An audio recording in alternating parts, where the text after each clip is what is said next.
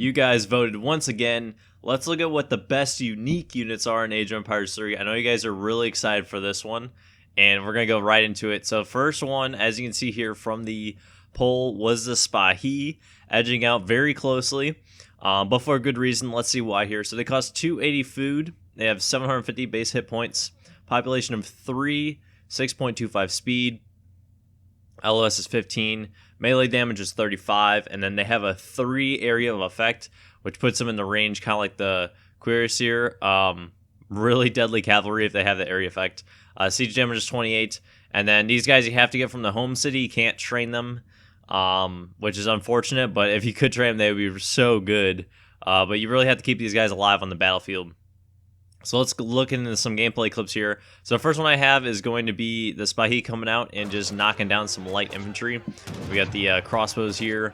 I kind of made some mock simulations to show you guys how good the units are, because the last video I didn't really have that many gameplay clips, and I really thought we really need to have some gameplay clips in order to see how well these guys perform. So first one there, just knocking out some light infantry pretty easily. And this one I have them paired up with the Jaegers, which we'll get into later.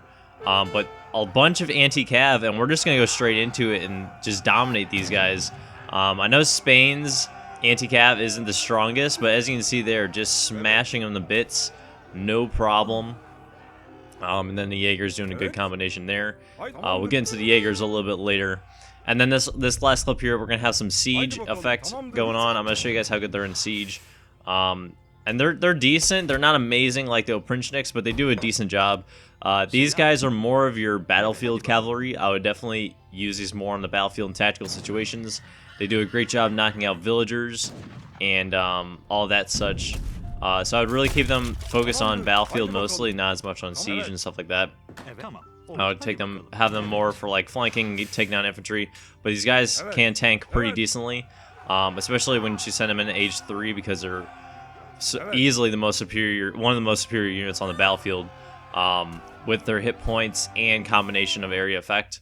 So the next one here we're going to jump into is the Hatamoto Samurai. Wow, can't even speak. So these guys are different because you can actually train them. We got 290 export for each one, 540 base hit points, 4 population, 4.5 speed, 58 melee damage, and our multipliers are 3 times versus cav and 2.25 versus light infantry. Area effective is 2, and then these guys have 120 siege damage. These guys, of all the units I used in this video, are easily the most ridiculous. These guys in mass destroy absolutely everything they touch in minimum seconds. Like, you're going to see in these clips here, they're engaging these guys, and the first swing, they're almost getting eliminated. All you see is just XP fly in the air. Crazy. Like, some of those are Lancers just getting knocked out in one swing. Almost. Like 2 swings max, but so good are these guys. I would really be scared to come up against them, especially in mass on the battlefield. As soon as they get into melee with whatever they're fighting against, they're going to win. It's that simple. They're going to win. The only real counters I found for these guys are cannons, which you'll see in a little bit here, and some skirmishers. If you could micro them pretty well, you could probably get rid of these guys. But other than that, if you come and counter these guys, you're screwed if you have any type of melee or close range infantry like that. In cavalry, they just get dominated with a ×3 multiplier. So this clip here, I have, I think, 5 of them. And I'm just going to come up on this fort and show you how much damage only 5 can do. I didn't know that the AI had cannons in the back, so you can kind of see the counter right here are the artillery. But yeah, just dominating cavalry, doing a great job. I really wanted to show you how good the siege was on the fort. Their siege is ridiculous, and also with these guys, any samurai multipliers are added to them as well. So then next one we're going to come up in here is the light range cavalry and the unique range infantry. So what I did is I'm going to combine both of these. So first one's a Black Rider, 270 coin if you train them for like the saloon. But other than that, you can send them in through your mercenary cards, and you can get 9 of them, Age 3 with the Germans. Really good card send there. That's why I have Germany there, because these guys really pair well with Germany. 520 hit points, 3 population, 7.25 speed. Range damage is 44, and then they have a 2 times multiplier versus melee cav and a 2.5 versus artillery. So a really strong unit. These guys look sweet as well. And then they combine well with the Jaegers. So these guys cost 180 coin. They're eventually, basically they are skirmishers. I can't speak. Base hit points is 250, 2 population, 5 speed, melee multipliers 2 times versus heavy infantry, and then the light cavalry as well. And then the 0.75 versus cav. Range damage is 30, and then the multipliers are the same there, and they have 20 range. So I really loved pairing these guys together. They're a great mercenary combo. I've never done the mercenary strategy with Germany, I don't think. So I definitely want to try it sometime. And here we're going to get some great clips of them hitting and running versus some heavy infantry. Coming up against some Spanish infantry there. And it's just going to... The XP just flying in the air. Guys, they just knock out heavy infantry like it's nothing. Especially combined together, you have an easy combo to use. Especially love the hit and run. I would highly suggest using this combo. But yeah, the Black Riders, their card is sweet. Look how sweet that card is at the bottom. One of my favorite looking cards in the game. And here we're going to get some more clips of them dominating heavy infantry. If you guys come against light infantry like other skirmishers and such, they're not going to do nearly as good of a job. You need to have some cavalry or cannons to counter that. But any heavy infantry dominating, like, easily, as you can see in this video. And then cavalry, just need to micro your Black Riders good enough to get rid of them.